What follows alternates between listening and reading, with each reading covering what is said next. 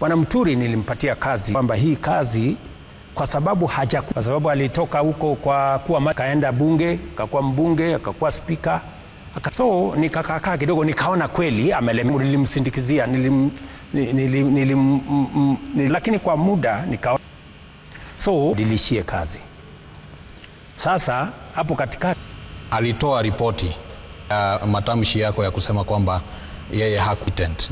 Akatoa ripoti ya kuonyesha yale mambo ambayo aliweza kuyaafikia wakati sijui kama unakubaliana na hiyo ripoti. Hilo ni jambo la kwanza, na jambo la pili, kutokana na yale ambayo yalifanyika around, inasema nini kuhusiana na wale viongozi, ama ni jinsi unaweza kuweka viongozi kwa mizani? Na nitarejelea lile swala la Gachagua wakati ambapo ulisema kwamba mlipokuwa Karen sio viongozi wengi ambao walikuwa wanamtaka.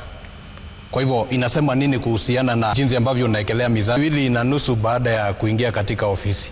Ungali bado peana ahadi. Wakenya wangoje ahadi hadi siku gani? Umemaliza? Bado yapo mengine. Even though many leaders gave him a chance. Yeah? Because I'm a strong believer, even when it was difficult for him to perform as an Attorney General, and it's not even me.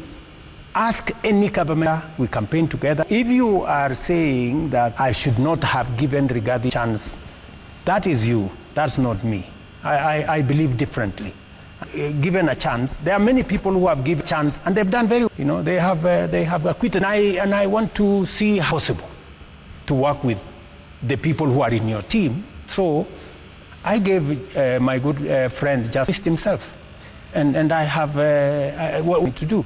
I give somebody, he starts to do whatever he's doing. So I think let's move on. Let us, as a former speaker, hawezi kuumia sana ataenda kuhangaika. Unajua wewe ufanye kazi Ikulu. Ya Ikulu nifanye ndugu yangu.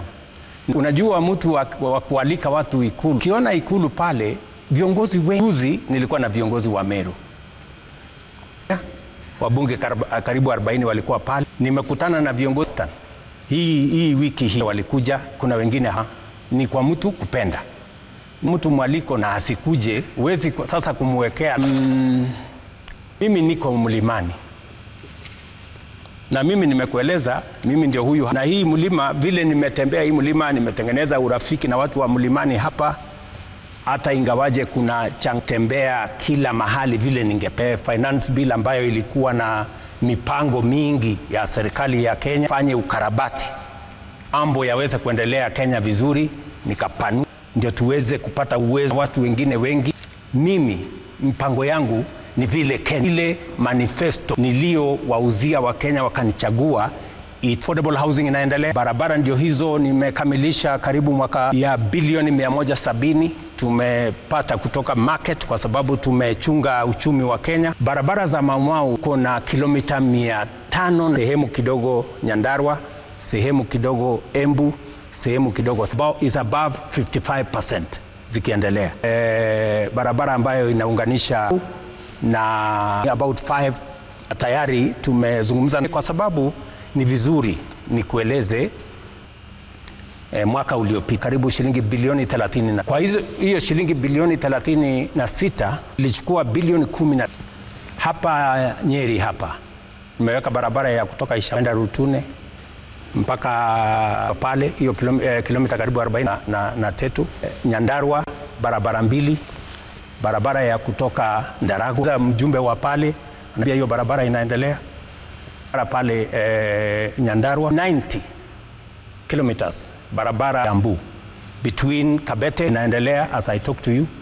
Tumeweka barabara kutoka mahali inaitwa pia, hiyo barabara saizi almost another 50 kilometers endelea as tuko na matatizo kidogo na tumemaliza the procurement issues na matatizo ambayo tulikuwa na 400 kilometers hapo, a total of 1000 kilometers ya barabara. Nimesikia hata viongozi wengine wanasema Ruto ni muongo. Not far from this state house hapa Katonganga tukaanzisha ile barabara inatoka Maroa napitia hapo kwa Wamboi, na huyo mtu anasema ati kitu nimefanya barabara ya kupitia kwake. Tunaomba kwamba story haya tuendelee. So because ni vizuri watu wa Kenya wanielewe. So wabunge wakaanza So ikafika elezana na huyu bwana, sasa nahitaji bilioni 10. Najua bilioni 10, bilioni 10 ndio niende niongee na watu ya Mlimani.